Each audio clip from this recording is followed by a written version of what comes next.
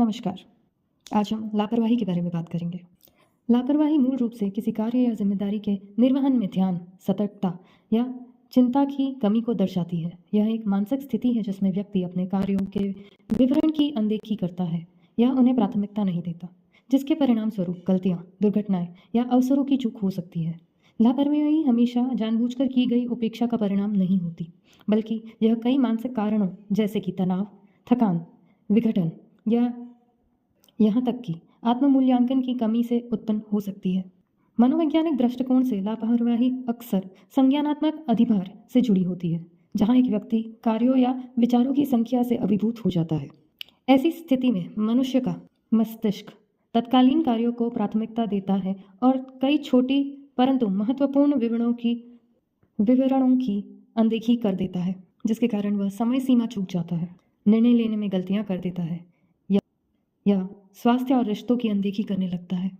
लापरवाही के विभिन्न संकेत हैं, जैसे कि महत्वपूर्ण कार्य भूल जाना, चीज़ों को खो देना या अस्त व्यस्त रहना, शब्दों और कार्यों में असंगति, कार्यों को बिना गुणवत्ता के करना, काम को टालना, बिना सोचे समझे और निष्कर्ष को ध्यान में लिए किसी भी कार्य को करना, एक ही गलती को बार बार दोहराना और उससे ना सीखना, शारीरिक अदक्षता। और इन सब चीज़ों के अपने अपने परिणाम होते हैं। यह परिणाम जीवन के हर पहलू में देखने को मिलते हैं। पेशेवर परिणामों में देखा जाता है कि व्यक्ति अक्सर समय सीमा चूक जाता है, अवसरों को खो देता है, उपेक्षा के कारण कई गलतियां करता है और समूह एवं संगठन को भी अपनी गलतियों से प्रभावित करता है। व्यक्तिगत परिणामों में व्यक्ति अपराध बोध और शर्मिंदगी महसूस करता है, स्वमूल्यांकन एवं आत्मविश्वास में कमी पाता है। लापरवाही रिश्तों में भी समस्याएं उत्पन्न करती है और व्यक्ति के संबंधों में भी दिक्कतें उत्पन्न होती है। लापरवाही दुर्घटनाओं एवं चोटों का भी कारण बन सकती है। मानसिक और भावनात्मक रूप में व्यक्ति मानसिक तनाव, चिंता और अनियंत्रण की अनुभूति करता है। प्रश्न यह है कि ऐसे में लापरवाही से लड़ने और उभरने के लिए क्या किया जाए। और जैसे किसी भी गुण को निखारने के लिए उसको समय और निरंतर प्रयास की आवश्यकता होती है। लापरवाही से उभरने के लिए जिन गुणों की आवश्यकता है उन्हें भी निरंतर प्रयास और संयम की आवश्यकता पड़ेगी। शुरुआत के लिए गलतियों को स्वीकारें और उनसे सीखें। संक्षिप्त में समझे तो यह मानना जरूरी है कि हमसे गलती हुई है और फिर उन्हीं गलतियों पर विचार करके उनसे सीखें कि कहाँ गलती हुई है और क्या नहीं दोहराना है।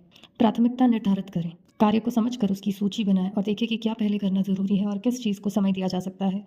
इस प्रक्रिया के दौरान समय समय पर विराम ले ताकि मस्तिष्क को ताजगी दी जा सके और लंबे समय तक ध्यान केंद्रित किया जा सके, जिससे व्यक्ति पूर्णता और सटीकता को महत्व दे सके और सावधानी सुनिश्चित कर सके। यह करने के लिए व्यक्ति को आत्मानुशासन का विकास करना पड़ेगा, जो उसे सचेतना की ओर ले जाएगा। सचेतना में वर्तमान पल में उपस्थित और सचेत रहना और ध्यान के भटकने को रोकने में मदद मिलती है, जिससे कार्य की सटीकता बढ़ जाती है।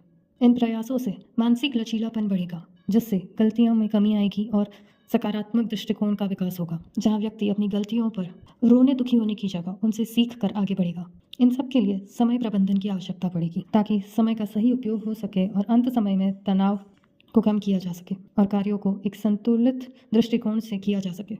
अंत में लापरवाही केवल उपेक्षा का मामला नहीं है, बल्कि यह मानसिक कारणों का परिणाम है।